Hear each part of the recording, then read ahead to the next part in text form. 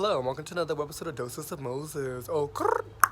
So for this webisode, I've decided to take my channel to a new level, a different level. Goodbye car. I am going to be doing a mini drag series to where I interview a local queen once a month. And for today's video, I'm actually starting off with one of my favorite girls. Met her about 2 months ago now. Her name is Glitteris, and we are actually at her home where I'm going to interview her, get the deets on her, and hopefully have a good time. Let's see if Glitteris is going to answer.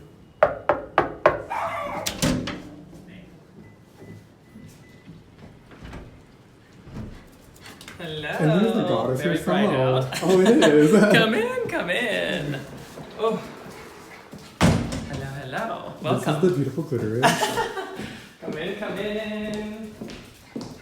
Welcome. Welcome to our humble abode. Yeah. Thank you so much for doing this today. Oh my god, are you kidding me? Thank you for inviting me to do it. Sorry, the dog's gonna be clicking, so that's just gonna be a thing. That's Winston. Click, click, click. Yes, okay, indeed. so this is Glitteris. Hi. In all her highness. Yes. Okay, so we're going to ask you a series of questions, Sure. but once you're all settled in. Absolutely. And then we'll come right back to the viewers. Fabulous. So tell me about your name. How did you come up with the name Glitteris? Ooh, fun little thing. So, kind of an expansive story of how I became Glitteris. So I started doing drag probably like a year and a half ago, and my first name was originally Holly Revolver for a while, and what's funny is it didn't really stick, and like I didn't really like it, and it sounded like bumpkin, which is cool, but like it's not really my drag. Like I like to do like more like high-fem stuff and more like businesswoman. And so I changed it to Glitteris, and I knew I didn't want a last name just because I was like, I want to be like Madonna, I want one name. So Glitteris was the choice because I just thought it was funny and it was something that people responded to. And my favorite thing is when you're in the club and you try to say your name is Glitteress, people are immediately like, Glitteress? And I'm like, absolutely. So that's definitely kind of just like manifested itself. It wasn't really given to me. I was just like, that's it. So that was really fun. The fabulous name it is. How long have you been doing drag? Year and a half. So I said a year and a half before, and it's kind of funny because the question's hard to answer, I think personally, because I've been doing drag for like 3 years, but my first show was last summer. I did a show at Fubar in West Hollywood. That was my first show ever. And the queens were amazing. It was Loris and Famine and Essence and another girl, I can't remember her name. And then obviously Rhea Latre. Rhea and Famine and Loris and Essence were so amazing. It was just so much fun, but it was tough because the audio went out. So it was my first show, and like you literally could have smacked me in the face, and I'd been like, "Thank you, another," just because I was so excited to have it be my first show. So I would say technically doing drag a year. We love that. Yeah, we love that. It was a lot of fun, especially like getting to work there first was really cool. Just because like it was a good way to dip my toes in, and like could not have been sweeter to me. It was really fun. Oh, especially the West Hollywood drag. Yes. That's a monster. Come on. Alright, and who inspires your drag, or who inspires Glitteris? Oh my gosh. So I was like an avid Vogue reader forever, and like I've always followed fashion, and like it inspires so much of what I do. Like I love a woman's blazer, like it is the tea for me. Like I have so many women's blazers, I love them, and it's also like kind of cheating with drag, I think, because I literally just wear a blazer and leggings out and be like, yep, it's an outfit. You literally rock it. Thank you. No, I would say Anna Wintour is a huge influence. I would say in attitude and just like fashion, I'd say she's an influence, not like obviously like wearability. I would say Paris Hilton kills me. Like I wear so much blonde, so I say Paris Hilton is more of like an aesthetic style. And I would say style of drag, like, Alaska's always been my like favorite drag queen. Hi. And so she was a huge influence to me, and funny enough, it's like a weirdly emotional story. My first wig I ever bought was actually with Alaska. And it was like such a sweet thing, and I'm sure if I ever like met her again, I've seen her out, but like, I'm sure she doesn't remember, but it meant so much to me, because it was like literally the week after my parents announced their divorce, and it was like a few days before my birthday. And I was like, you know what, fuck it, like I'm gonna do this thing, I'm gonna kill it, I'm gonna rock it. And so she was in there, no, I'm sorry, I was in there, and then she walked in, and of course I recognized her, and we kind of did that thing where she's like, okay, like, you see me. And she couldn't have been sweeter, and like she helped me pick a wig, and it was something that meant so much to me. It was the kind of, you know, if you believe in that kind of thing, divine intervention, where I was like, okay, like this is what I should be doing. So definitely, that was some really big inspirations. That was beautiful. Thank you for sharing that. Thank you. Which leads me to my next question. Yes. What is the ultimate goal of Glitteress? Oh my god. What's so funny is, and I'm sure you get this too as a drag queen, like I think the number one question people get asked, especially with the show, is, are you gonna go on Drag Race? And my answer, I mean, who knows what the future holds. Like, I have no intention of going on Drag Race. Like, I love drag, and like, I love exploring it, and I think when you cross that threshold, there's no going back.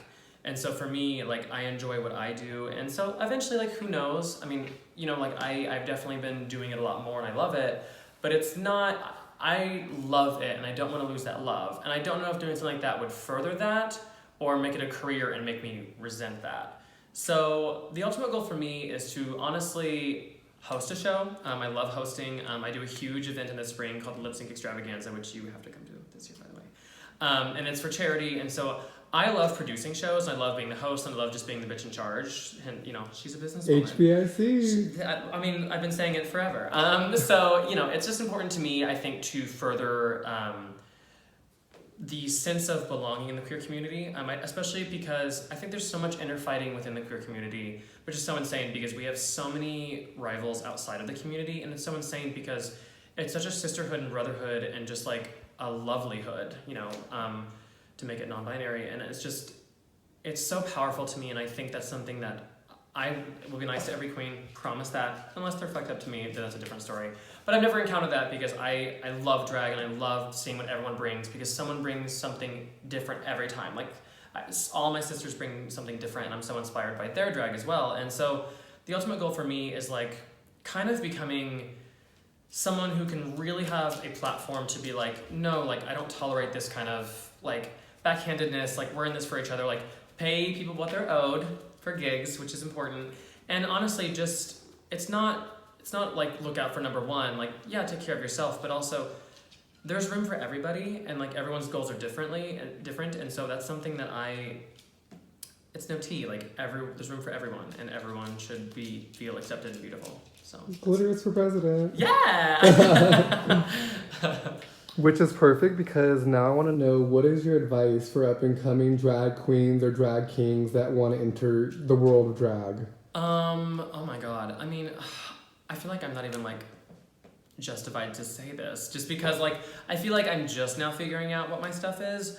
And like honestly, like what inspired me, like when I first started, like my advice is like, we're so blessed because we live in the age now where, I mean, you know, the joke that people say is like all you need is an Amazon Prime membership and a YouTube tutorial, and they're not wrong. Like, you know, I mean, mind you, a lot of my drag is like bought from other places or whatever, or I make it. Like me and my boyfriend sew so much of my stuff, which is awesome. And I guess my advice is like, have fun with it. Don't take it too seriously. Like, oh my god, like I think the biggest thing for me is like, don't take it too seriously. Like, you're not gonna be amazing out of the gates. Like, I can show some booger ass photos of me. You know, I think it's finding that like happy medium of like what you want to do and like who you are as a performer, and because that's going to change all the time. Like, I am not the same queen I was 4 months ago.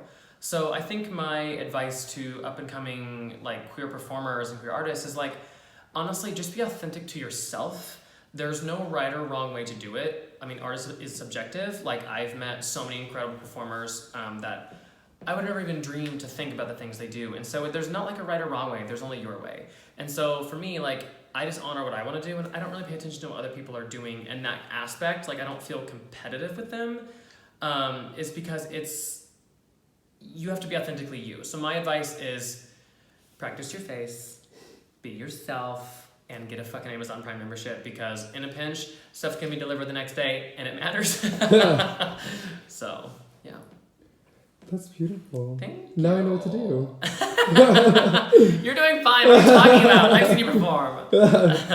So, with that being said, does Glitteress have a family? Or what if someone came up to you and actually wanted you to be their mother? How would you approach that? Oh my god, I would be so honored. I love, like, literally what I was saying earlier, like, that sense of community is so important to me. I would love that shit. No, I mean, I technically have a drag daughter. Her name's Shelby Fine, which is hilarious to me. And so but she hasn't really performed. She's just kind of exploring, which is really fun. So I'm excited to foster that. As far as family goes, I don't really have like a drag mother. Like one of my really good gal pals, her name's Shalita Pot Roast.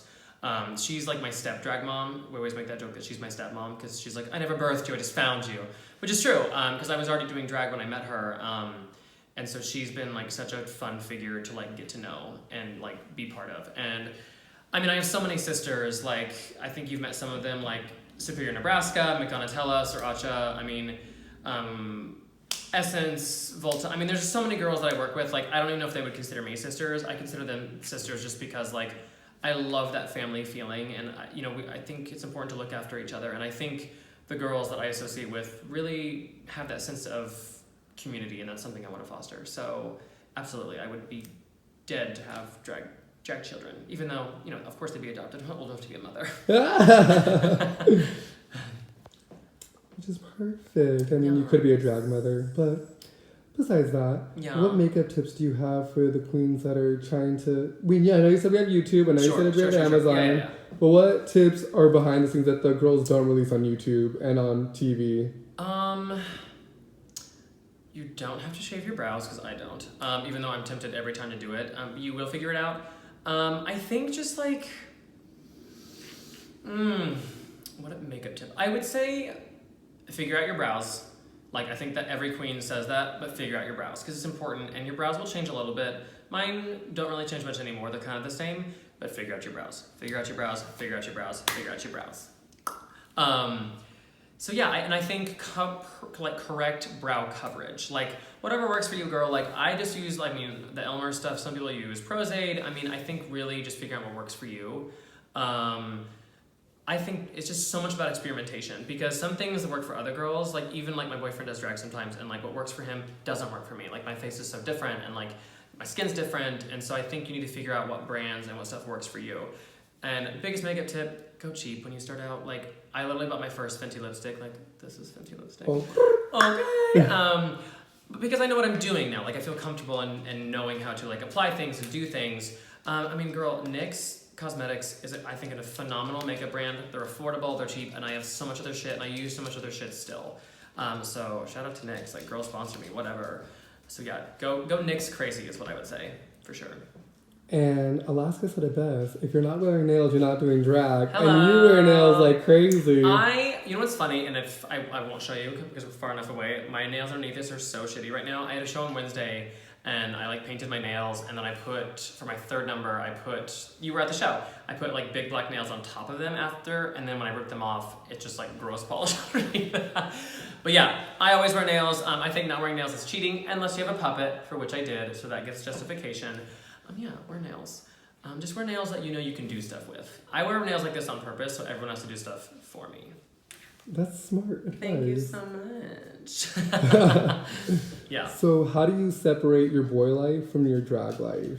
Do you think that there's hard times doing that to keep your sanity? You know what's funny? I think since I've been doing drag, like it's such a crazy thing, because that's something that like I am so inspired by drag, and like I think I've learned so much as a boy, as a person, honestly, like with my drag, is like I feel like I'm so much more confident. I feel like, because like no matter what, like no matter how popular drag gets, it do take nerve. Like that's for real. Like to go out on the street and like do this and like work hard and all that does take nerve. And I think for me, I've become so much more confident as a person, like in and out of drag. And also like, I feel like my boy style has like upped its game, just because like, I feel like I'm so much more aware of like my body and like taking care of myself and like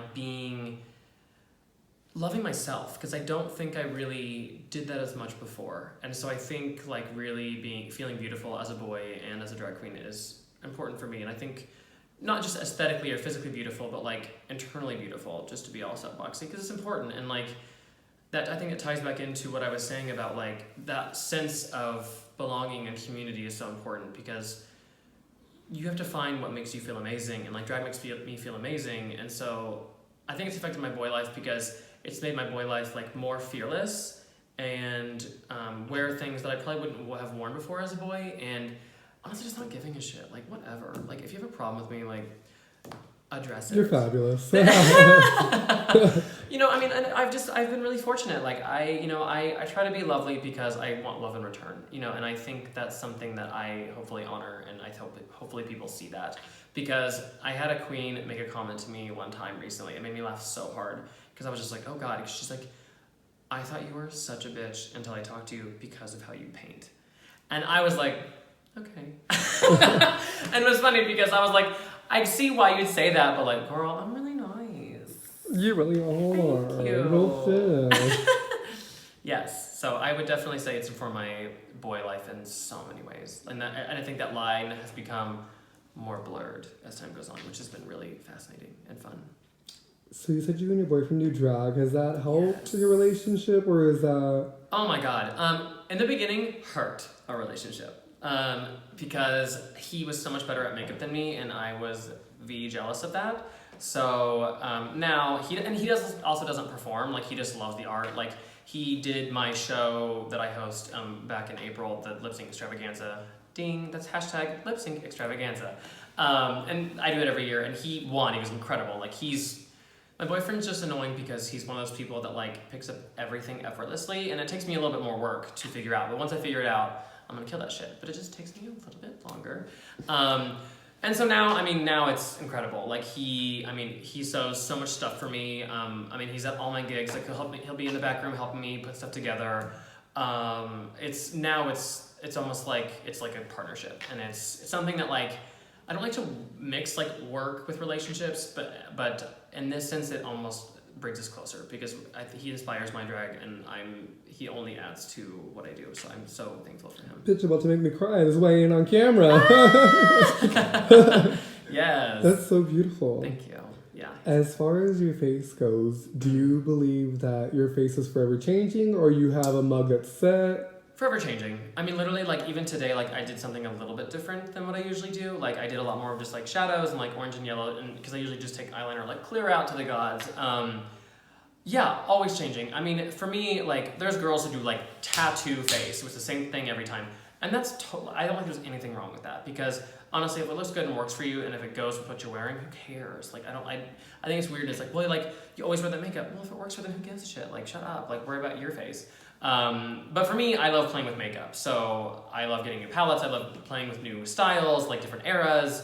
And like, especially this past February, I did a different drag look every day in February. And it was super challenging, but I tried to do different brows and different styles of makeup like every single day. And it was so much fun to explore that and realize, like, oh, there is no rules. There's only what works for you. And sometimes it doesn't work. Which happens, and that's okay. So, beautiful. Thank you. As we bring this video to a close end, I know when I first started drag, I wanted to quit because practicing my face was murder and I hated it. Yeah. What advice do you give to the new girls, like I said, that are practicing their faces and want to give up after like a first try and not continue to the level that you're at? My thing I have always said is I hate my makeup until I put my lashes on. And literally, that rings true to this current day. Like, I like always feel myself, and I think if there's a certain point, it's like, as long as you're feeling yourself, who cares? And like, you will get there. Like, push through, take some time, watch some videos, like, really focus on what you want to do. Definitely, like, you just gotta be patient with yourself, because you're only gonna get more frustrated, and makeup is something you can't be frustrated with, because then it's gonna turn out bad. I would just say, be patient with yourself. It will happen. Like, literally, like, I am a product of like that journey, and like, I'm nowhere near like the perfection queen that I want to be, which that word means nothing to me, but like, I feel like I'm so perfect, beautiful, goddess. Oh my God, also my. I just feel like, you know, you're gonna find what works for you, and it's practice, because every single time you're gonna do something a little bit better, and watch tutorials, ask other queens, reach out. Like, any queen with their worth will give you tips and pointers. Like, you know what I mean? Like, if someone approached me, I'd be like, oh my God, like, literally my last show, a queen asked me like, oh, like, how do you do this? And just that dialogue is so fun to like share tips and pointers, because Lord knows I have done that and still do that. I know you did that for me with the gum. Exactly. Like, yeah, it's Yes. just little things that you just pick up along the way and you learn. So it's so important. Yeah. Perfect. And finally, where can we start catching you at your shows, and where are you mostly at? What's your Oh my God, I'm all over. I mean, I'm downtown. I'm trying to get to do downtown more. I'm in downtown, not really West Hollywood right now. North Hollywood, Malibu. I mean, my first show with you in Newport Beach, not Newport Beach, Oxnard Beach. Ventura? Ventura, yeah. Yeah, Ventura. I mean, Reseda. I mean, I'm a lot of North Hollywood places. Silver Lake, Echo Park. I just had a show at Fault Line. I mean, girl, just follow me at hashtag or at Glitteris the Queen on Instagram, and I blast that shit when I have a show. So that's when. Also, I hope to God I didn't do a pooch. You're beautiful. I mean, you're a goddess. A little bit. I'm like, but love yourself, and I'm like, yeah. I mean, like, you can catch me all over the place. So just stay tuned. Ding. And one final question is, what is your Yes. recommendation for the queens that are trying to get as many bookings as a bitch like you have? I mean, to be honest, like I mean, it's been really cool. Like this, especially these past few months, has been more like stabilized for me. Where like queens are reaching out to me, which is really cool. But in the beginning, hustle, show up to shows, support shows. That is the #1 way to get booked. Come to a show in drag and be like, oh my God, I love your show. I want to be part of your show. Because if you support a queen show, they'll most likely book you. So like, yeah, follow, like, do the thing. As like, especially when you're low man on the totem pole, you got to do those things. And even if you're not low man on the totem pole, like, I'll never be too good for a tip spot. Like, it doesn't need to be a paid booking spot. And in the beginning, like, know your worth, but also know your place. Like, it's important, I think, to just be like, you know what, like, love this show. If, you know, follow your local queens that you know your local girls, and really just be like, where's the show at, girl? Like, what's going on? Like, find that stuff out and just show up. Honestly, show up. Show up and have stuff ready and have an angle to bring and just do the thing, for sure. Thank you. Of course, baby. Well, this was a lovely interview. Is there any final thoughts that you have to say? I think just honestly, like, do drag. It's so much fun.